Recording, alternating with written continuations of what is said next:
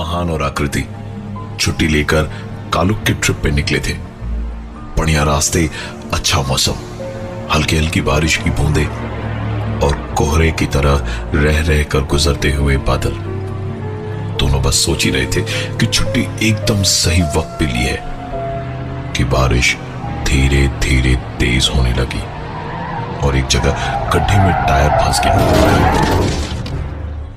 रात का अंधेरा धीरे धीरे गिरने लगा था। लाख कोशिशों के बावजूद गाड़ी निकल नहीं पाई और आखिरकार इंजन गर्म होकर बंद हो गई।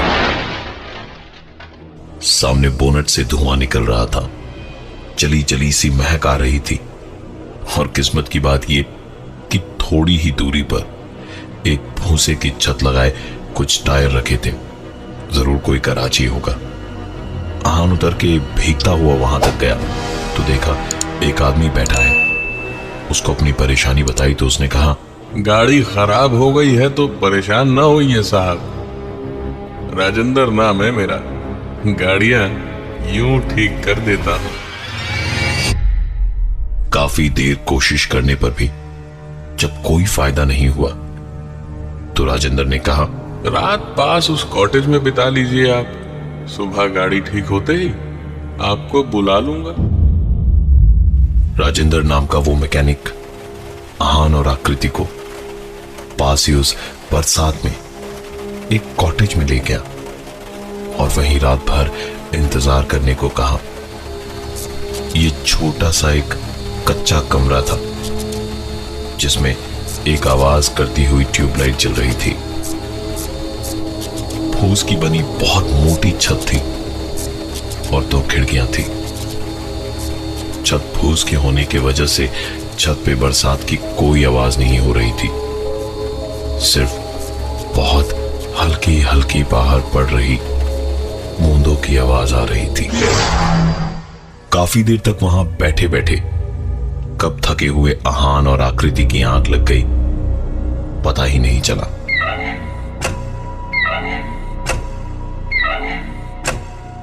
आहान की आंख इस आवाज से खुली तो उसने देखा खिड़की हवा के कारण बार बार खुल और बंद हो रही थी।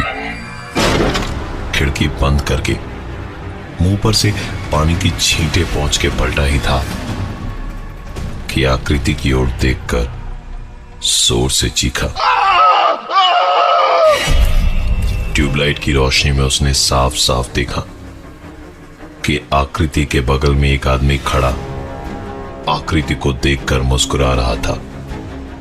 उसका शरीर इस कदर सफेद था मानो जैसे बदन में खून का एक कतरा ना हो। आहान की चीख सुनकर आकृति की आंख खुली और आंख खुलते ही इस बार आकृति चीख पड़ी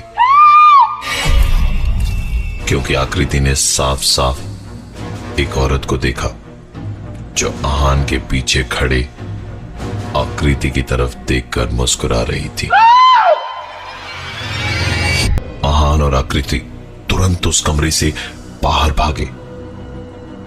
दरवाजा खोलकर मुश्किल से 2 कदम ही गए होंगे कि उस भयानक बारिश में पूरी तरह से भीग गए। अंधेरा बहुत ज्यादा था, आगे लैंडस्लाइड का खतरा भी था। इतनी तेज बारिश और बादलों का गरजना कि जिसमें कुछ और सुनाई ही नहीं दे रहा था। दोनों वापस उसी कमरे के अंदर गए और बिस्तर पर चढ़कर एक दूसरे का हाथ पकड़कर बैठे रहे। पूरे कमरे में सिर्फ बाहर होती बारिश और तूफान की आवाज आ रही थी। आकृति सांस भी इतनी धीमे धीमे ले रही थी कि कहीं कोई सुन न ले और तभी अचानक बहुत जोर की बिजली कड़की। ऐसा लगा जैसे बिजली उनके कमरे पर गिरी हो। पूरे कमरे में जलती वो इकलौती ट्यूबलाइट एक आवाज के साथ बंद हो गई।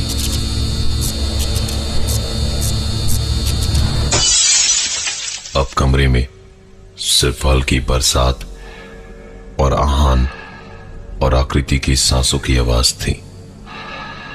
कमरे में लोग सिर्फ दो थे, लेकिन सांसों की आवाज एक एक करके ऐसे बढ़ती जा रही थी कि कमरे में आकृति और आहान के अलावा और पता नहीं कितने लोग थे।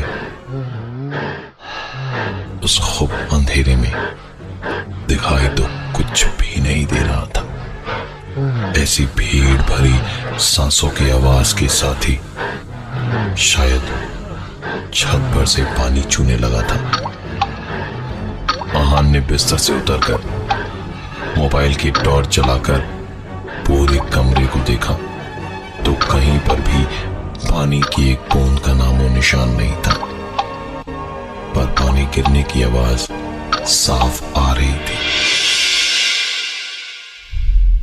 मोबाइल की टॉर्च ऊपर की ओर करके देखा तो छत लटक रही थी, मानो जैसे गिरने ही वाली थी। बिजली कड़कने की आवाज के साथ ही आहान उछलकर बिस्तर पर गया और आकृति का हाथ पकड़ के उसके साथ बिस्तर से नीचे कूदना चाह रहा था, लेकिन हाथ पकड़ते ही उसे छोड़ना पड़ा, क्योंकि आकृति का हाथ बर्फ से भी ज्यादा ठंडा था। पलट कर देखा तो बिस्तर पर आकृति तो नहीं दिखी, लेकिन आकृति की जगह उस इंसान का चेहरा दिखा जिसे उसने अंधेरे में देखा था थोड़ी देर पहले। आहान ने बिना कुछ देखे सुने सीधे भाग के बाहर जाने को दरवाजा खोला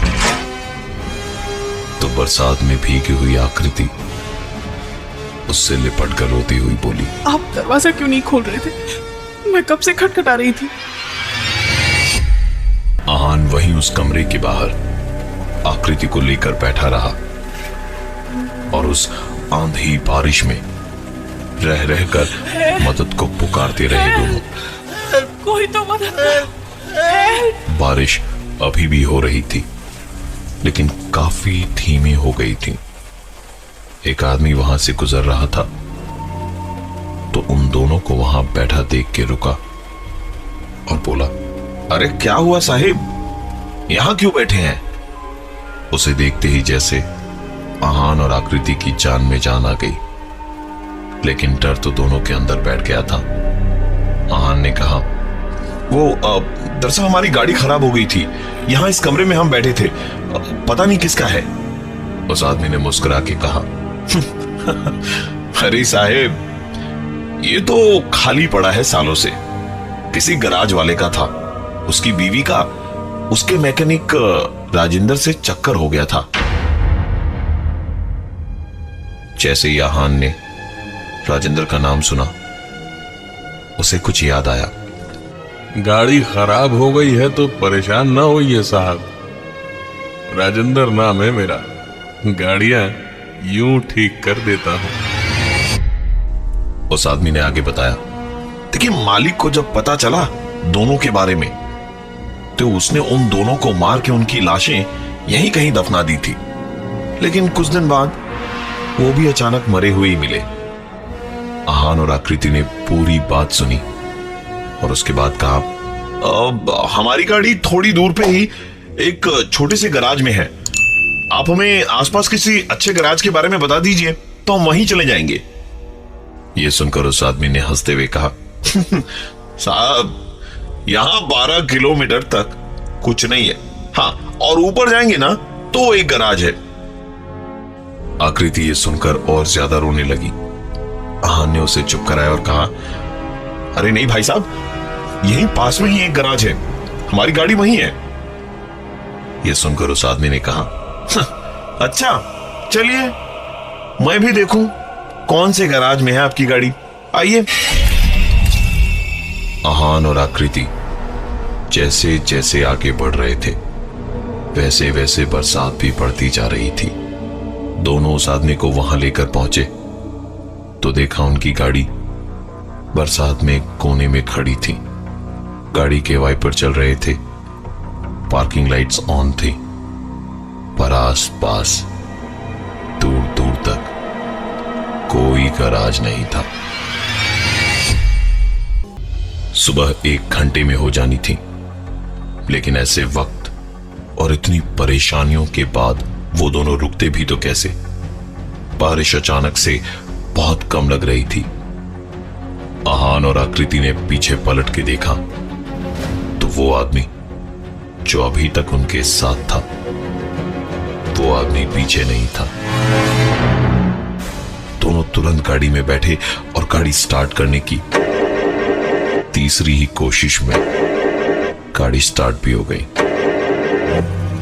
जैसे ही गाड़ी स्टार्ट हुई, आहान ने बहुत स्पीड में अपनी कार चलाई और उस जगह से बहुत दूर आकर जब थोड़ी राहत की सांस ली तो गाड़ी के पीछे से एक आवाज आई। अरे सर, आपकी गाड़ी ठीक करी हमने, मजूरी नहीं देंगे। नहीं दी तो गाड़ी फिर खराब हो जाएगी। पलट के देखा तो मैकेनिक राजेंद्र पीछे बैठा मुस्कुरा रहा था। गाड़ी रोककर दोनों उतर के भागना चाहते तो थे, लेकिन निकलकर जो देखा उसने उनके पांव वहीं के वहीं जमा दिए। उनकी गाड़ी वहीं खड़ी थी जहां पहले खराब हुई थी। 1 इंच भी आगे नहीं बढ़ी थी गाड़ी।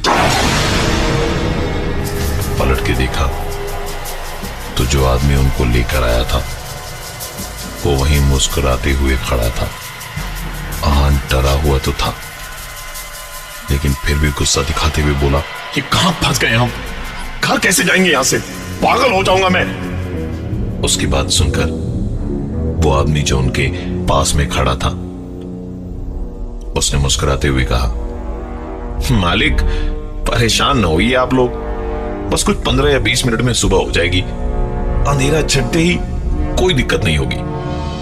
इतना कहते कहते वो जैसे उन दोनों को ना बोल के किसी और को कहने लगा, नहीं नहीं, इन्हें जाने दो, इन्हें कुछ नहीं होना चाहिए।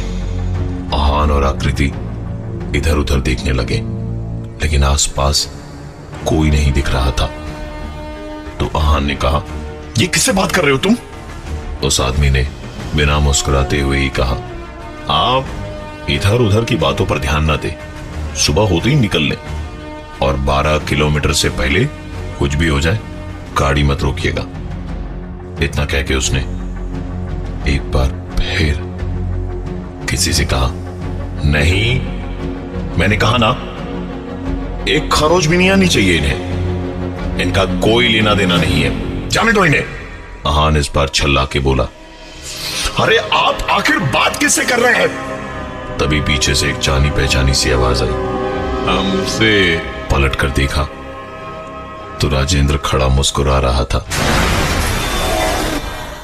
आहान की आंख खुली तो आकृति उसके बगल वाले बिस्तर पर बेहोश पड़ी थी। वो हॉस्पिटल में थे। पूछने पर डॉक्टर ने बताया कि उनकी गाड़ी का एक्सीडेंट हो गया था और उनकी गाड़ी खाई में मिली। कभी कभी कुछ सबसे अनजान चेहरे हजारों जाने पहचाने चेहरों की भीड़ में भी अकेले याद रह जाते हैं। कालुक जाने के रास्ते पर बहुत सारे टूरिस्ट्स ने एक मैकेनिक के साथ एक आदमी और औरत को देखा है, इसलिए रात के वक्त कालुक जाने के रास्ते में रुकना मना है।